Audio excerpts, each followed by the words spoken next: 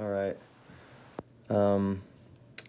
Not feeling truly inspired this morning, but this is an idea that I've had percolating for a while.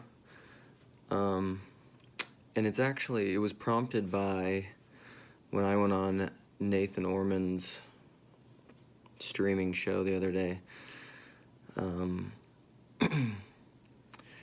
And it's been the evolution of a bunch of different things that I've been thinking over the course of the last number of years, related to Bridges of Meaning, Paul Vander Klay, Owen Barfield, Jordan Peterson, modernity, postmodernity, and my own personal existential kind of movement from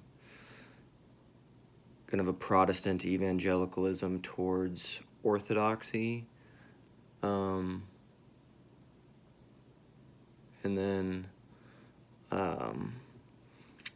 just a general analysis of what I see as happening in the world, larger scale, and with the meaning crisis and all those things. So the cliff notes of it, and I'll try to describe it and then riff on it. And there's been many like sub illustrations and sub points that I will probably forget right now, but maybe they'll come to me as I talk. I don't want to. I was gonna write down some notes, and I was like, I don't want it to be too. I always want any time that I'm talking or making content or talking to someone, I want it to be pretty stream of consciousness. Because I was saying this to Topher the other day. I like to, and I've said this before to a lot of people, I like to stay ahead of my head. I don't want to be too, I want to stay ahead of my, I want to be speaking ahead of my mind, almost ahead of my conscious processing, because I don't want to be filtering too much. I want to be really saying what I'm thinking in almost a apocalyptic kind of a way, which is interesting because I've been getting into some radical theology and radical orthodoxy, and apocalypse is a key to that, so unveiling. So I've been thinking on, there's a couple, the broad category is maybe, I want to say something like, the problem with today is deeper than ideas, and a lot of this would be illustrated in my term, the egoic intellect, because I think ideas tend to work at the level of ego. We tend to have ideas, and they are necessarily an abstraction from being, whereas being is not in the idea world. What I call the idea world, it's in the lived world. It's in the being world. What you do, how you act, is what you are, and it manifests your love. And so ideas necessarily operate at a level of abstraction from the real world, I would say. And they are, they're useful, they're fine. And so this gets into my idea of vision as a mosaic. So this is fundamentally different than worldview. Like, I'm not talking about worldview. I'm not talking about frames. I'm not talking about projections, kind of abstracted projections of how we think about the world on top of the world. I think there's something more fundamental and deeper than that, which is vision itself. To get into some Barfieldian terms, that would be his 3 levels of thinking, or his 3 levels of perception, which is why I like Barfield so much. He's about perception. He's about ideas, but he's talking about ideas in terms of perception and base perception, how we perceive what is, which to me is phenomenological and much more fundamental than facts, because facts are abstractions.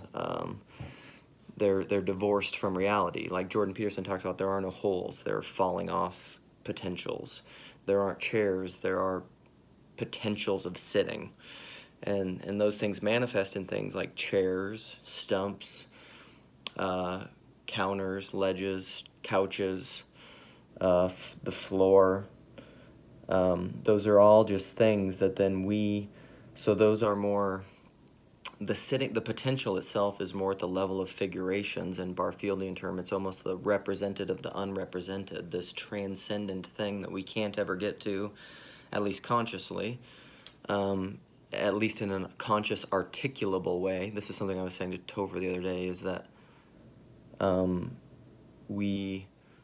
the conscious articulable level is always a level. It's always a level of abstraction. It's always a level of reduction. If you think about it in Ian Barfield terms, right brain, left brain, the spoken proposition articulation must be a reduction of the ineffable, transcendent fullness of the thing in and of itself. You know, I'm thinking of, even Lewis talks about this in his essay on historicism from God in the Dock. You know, he said, he talks about history, he's just like, there's too much. It reminds me of Jordan Peterson. There's too much content there. It's irreducible. So even when you're looking at history, you're looking at such a reduction that even if you were to talk about the history of Napoleon, he said even for Napoleon himself to talk about his own history, if you were to analyze the history in its fullness, you'd be gone from the present moment. You would no longer even be in the present, and so it's almost impossible. The fullness is now. If you were to look at history, it has to be a reduction because the fullness of it is past, at least for us as finite human beings. So I haven't quite laid out what I'm saying yet. So the Mosaic, the main idea of this video, if I produce any more content, you'll have to bear with me because this is how my mind works. It's a rambling mess of trying to articulate the fullness, but you can't. And so I'm trying to reduce it in all these illustrations, but I'm constantly seeing somewhat of the fullness. At least I would say that I try to and am, and that's the way that I'm wired, but it's hard to articulate that way. So it's not ideas, it's not just ideas, it's not just worldview, it's not just frames, it's vision itself through which you see the frames. It's more fundamental, it's prior to. So even, I mean, this gets into the Paul Vander Klay, Vervaeke, Mary conversation too, narrative versus story, but whatever, that's an illustration of what I'm getting at, but that's where I'm always saying it's deeper, it's deeper. This conversation is at the level of abstraction. We need to go more fundamental, more to base perception. And I think my idea of vision as a mosaic is helpful there because I would say that the way that we perceive the world, the way that we see this active, dynamic thing, it's not a static worldview, it's fundamentally a dynamic, is a mosaic. And I think that we all have particular mosaics, which is kind of like a worldview, but it's different in that one aspect of the mosaic, so I'm thinking of it as almost like a cloud over my head and my consciousness. One aspect of that is conscious, articulable propositions, frames, worldview, words. So you have all of these different isms and ways of thinking about the world and frames that you can consciously articulate and talk about that is one of the facets to how you perceive the world. It's maybe not the most base facet, but it's within the layer of how you perceive the world. It maybe colors the world retroactively after your initial perception. It's like it's the corrective to a false perception, perhaps, or it could be, or it's something you project in the future to orient your salience over time and then allows you to step into certain habits and patterns of being. So, but that's the problem is that that's one small facet of the mosaic, and I think what McGilchrist is getting at in his lopsided, left-brained map versus the territory or the emissary in place of the master is that the emissary is so the right brain is the master regardless. Like you can't get away from it. The problem is that if the left brain becomes out of sync and out of harmony with the right brain, it's the emissary regardless. It just may not be aware.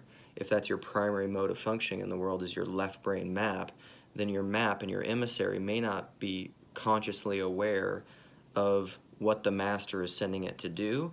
And so then you get into all this kind of psychoanalytic work, which is your subconscious and your unconscious is dictating things at the behest of your conscious awareness, and it is a slave, it's beholden to something that it does not understand. That's the problem of a lopsided left brain, is that it's an emissary regardless. It's a model. And some models are useful, or all models are false, some are useful. Your left brain is a good thing.